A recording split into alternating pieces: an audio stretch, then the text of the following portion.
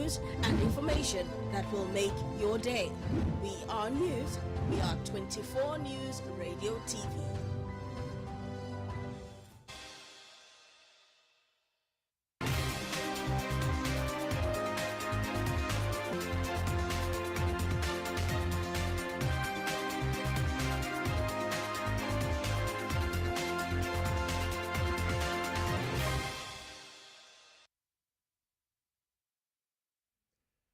Good evening, and thank you very much for joining us on the 24 News Update. My name is Olushola Oyewole.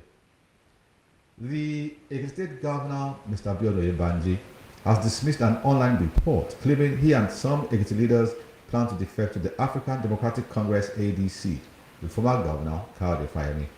In a statement by his special advisor on media, Mr. Yinka Oyebode, the governor described the claims as false, being sponsored by desperate politicians trying to create a rift between him and President Bola Tinubu. He reaffirmed his commitment to the All Progressives Congress (APC) and urged Ekiti people to ignore the misleading reports. The factional National Publicity Secretary of the Labour Party, Abayomi Arabambi, has disclosed that Peter Obi, the party's 2023 presidential candidate, will soon be expelled for engaging in anti-party activities. Arabambi said Obi, who recently declared support for the coalition-backed African Democratic Congress (ADC), is aware that it is unconstitutional for him to belong to two political parties. Arabambi claimed that Obi started the crisis in the Labour Party, adding that the former governor of Anambra State is not fit to lead any political party. However, despite Obi's involvement in the activities that led to the launch of the ADC, he insisted that he remains a member of the Labour Party. Meanwhile, the Joint Admissions and Matriculation Board (JAMB) has fixed 150 as the minimum cutoff mark for admission into Nigerian universities for the 2025-2026 academic session. The decision was reached during the 2025 policy meeting on admissions held at the Bola Ahmed Tinubu International Conference Center in Abuja, with stakeholders from various tertiary institutions in attendance. According to JAMB, 140 was approved as the minimum score for colleges of nursing sciences, while polytechnics, colleges of education, and colleges of agriculture will admit candidates with a minimum score of 100. Malam Garba Shehu, spokesperson to former President Muhammadu Buhari, yesterday disclosed that there is no rift between his principal and President Bola Tinubu. Shehu said claims of a fractured relationship between both leaders are speculative and not backed by any formal disagreement. He said Buhari remains committed to the All Progressives after 3 unsuccessful attempts. The Senate has passed for second reading a bill seeking an act to establish the Federal Oil and Gas Hospital in Benikrukru, Delta. This followed the presentation of the general principles of the bill by the sponsor, Senator Joel Thomas, at plenary. Thomas said the bill sought to provide comprehensive and specialized medical services for workers in oil and gas industry and host communities affected by exploration activities. He said the bill would ensure that workers in the oil and gas industry and their host communities have unhindered access to adequate and quality healthcare services. Severe flooding and rainstorms have wreaked havoc across communities in Kogi and Kebbi states, leaving over 500 houses destroyed, displacing scores of families, and causing extensive damage to properties and livestock. In Kogi State, over 500 houses were submerged following days of heavy rainfall in Kaba, the headquarters of Kaba, Bono local government area. The disaster, which occurred after continuous rainfall lasting 3 days, caused streams and brooks to overflow their banks, flooding multiple communities with devastating consequences. The United Nations Children's Fund, Bauchi Field Office, has reiterated its commitment to instilling culture of tree planting among the younger generation in the state. The chief, UNICEF Bauchi Field Office, Nuzat Rafiq, made the call during a tree planting campaign to commemorate World Environment Day 2025 at the College of Education Technical, DAS. Rafiq, who stressed the importance of involving youth in environmental sustainability, noted that they are the leaders of tomorrow and need a safe and healthy planet to inherit. President Bola Tinubu has called for the re-evaluation of the current global government, urging greater equity and inclusion for low-income and emerging economies, particularly in Africa. At the 17th meeting of the Global South and the Emerging Economies Bloc, BRICS, in Rio de Janeiro, Brazil, the president stated that environmental degradation, the climate crisis, and healthcare inequalities should receive more attention as they contribute to slowing growth and development.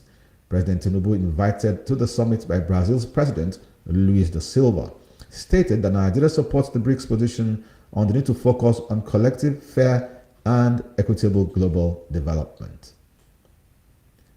And the federal government has formally set 16 years as the minimum age for admission into Nigeria's tertiary institutions. Minister of Education, Dr. Tunji Alausa, made the announcement during the 2025 policy meeting of the Joint Admissions and Matriculation Board held in Abuja. Alausa, while declaring the meeting open, emphasized that the age benchmark is now official and non-negotiable. He warned that any admission carried out outside the central admissions processing system will be considered illegal. The National Association of Nigerian Students, NANS, has appealed to the academic staff union of universities, ASU, to shelve its planned strike over delay in the payment of June salary to its members.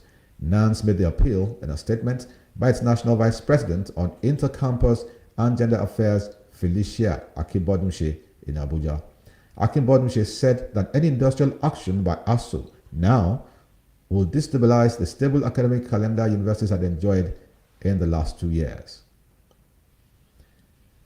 Benue State Governor, Reverend Father Hyacinth Alia, has unveiled a new security initiative tagged the Quick Response Squad, QRS, aimed at strengthening rapid response to security emergencies across the state.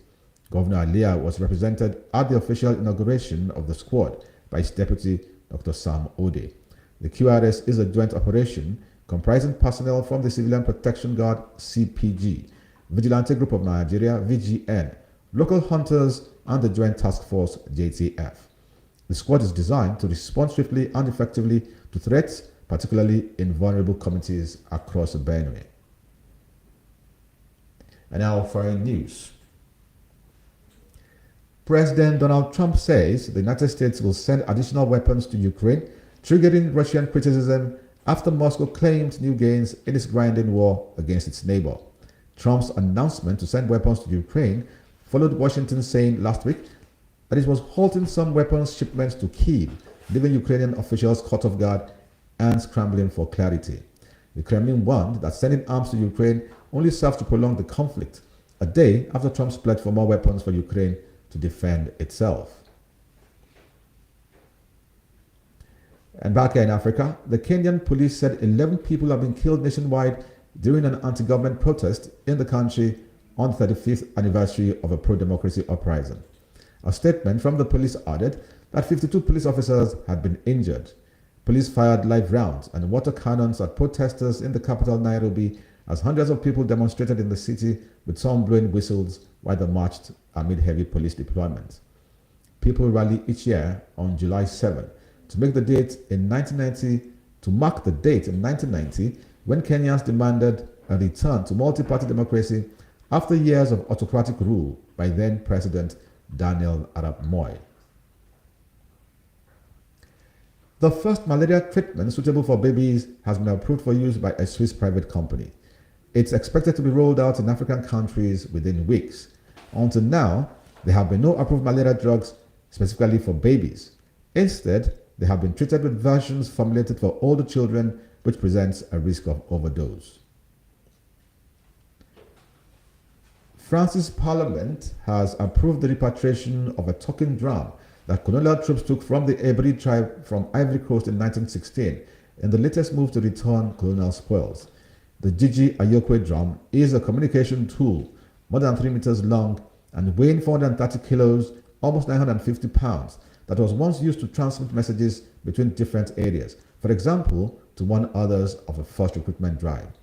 The lower house of the French parliament approved separating out the artifact from National Museum collections to enable its return after the upper house Senate backed the move in April. The US says it is planning to impose a new 25% tax on products entering the country from South Korea and Japan as President Donald Trump began sharing a batch of letters to leaders of countries outlining his latest tariff policies. The messages came as the 90-day pause placed by the White House on some of its aggressive tariffs was set to expire. Trump's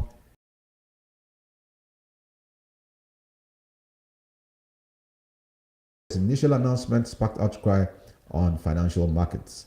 The higher duties had been set to resume on July 9, but Trump has said he now plans to implement them on August 1. And US President Donald Trump has urged Brazilian authorities to end their prosecution of the country's former president, Jair Bolsonaro,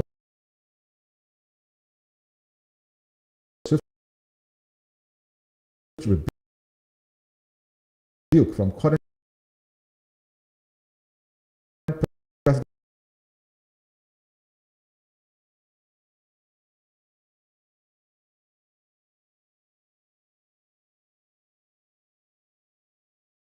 leader has denied involvement in any alleged plots. And from Poland comes the report that Poland has reimposed checks on its borders with EU neighbors Germany and Lithuania in a bid to crack down in Berlin and Warsaw. Border guards and military police could be seen looking into passing cars and occasionally stopping vehicles for document checks on the bridge connecting the Polish town of Słubice with Frankfurt in Germany. The new checks are a response to growing anti-migrant sentiment on both sides of the border. Poland says hundreds of migrants, mostly from the Middle East, cross into the Baltic states from Belarus every month, then travel through Poland into Germany. Russia's former transport minister, Roman Stavrovoit, has killed himself hours after President Vladimir Putin fired him. Stavrovoit, 53, had been Russia's transport minister for a year and was previously the governor of the border Kursk region where Russia had battled a Ukrainian incursion. His suicide came as Russia cracks down on some military and civilian officials in the midst of the Ukraine offensive. Authorities said Stavrovoit's body was found in the Moscow suburb of Odintsovo. And now sports news. The home-based Super Eagles have started preparations for the 2024 African Nations Championship. 21 players took part in the team's first training session at the Remo Star Stadium, Ikenne, on Monday night. The remaining 14 players are expected to hit camp today. Head coach Eric Schell named a 35-man provisional list for the competition last week. The team is expected to engage in a series of friendlies while in camp. Nigeria will face defending champions Senegal, Sudan, and Congo in Group D at the CHAN 2024 finals. Chel's side will start their campaign against Senegal at the Aman Stadium, Zanzibar, on Tuesday, August 7. They are making a return to the competition after missing the last two editions. The CHAN 2024 finals, which will be hosted by 3 countries, will run from Saturday, 2nd of August to Saturday, August 30. Liverpool stars returned to training on Tuesday for the first time since the tragic death of forward Diogo Jota. The Premier League champions postponed the start of pre-season training after Jota, 28, and his brother Andre Silva died in a car crash in northern Spain last Thursday. Manager Arne Slot and a number of the Liverpool squad, led by captain Virgil van Dijk, attended Jota's funeral in his hometown of Gandoma near Porto on Saturday.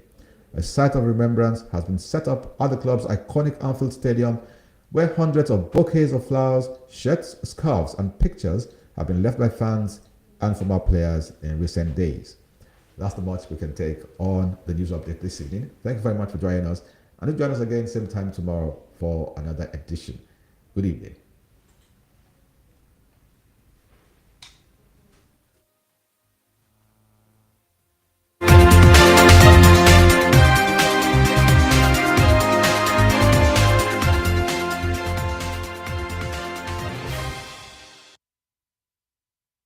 From Abuja to Lagos, Sokoto to Port Harcourt, Enugu to Ilori, all across Nigeria, we bring you news and information that will make your day. We are news. We are 24 News Radio TV. From Abuja to Lagos, Sokoto to Port Harcourt, Enugu to Ilorin. All across Nigeria, we're bringing news and information that will make your day. We are news.